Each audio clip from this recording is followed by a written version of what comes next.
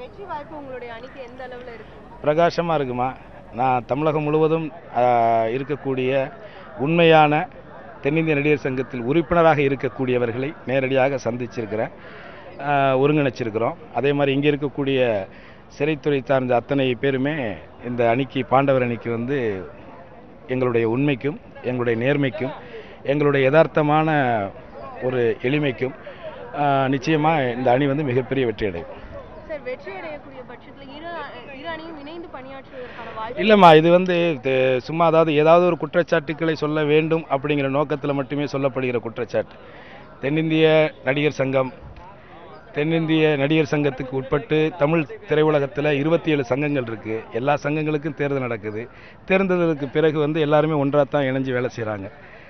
நாட்டில், ஜனநாயக நாட்டில் தேர்தல் நடக்குது, மாநில கட்சிகளுக்கு தேர்தல் நடக்குது, ஒரு வார்டில் கவுன்சில் எலெக்ஷனில் தேர்தல் நடக்குது. ஸோ இதுக்கு அந்த தெருவில் இருக்கிறவங்களாம் அதுக்கப்புறம் தேர்தலுக்கு அப்புறம் ஒன்றா தான் இருக்கிறாங்க, ஒரே இடத்துல தான் தண்ணி பிடிக்கிறாங்க குடம் வச்சு.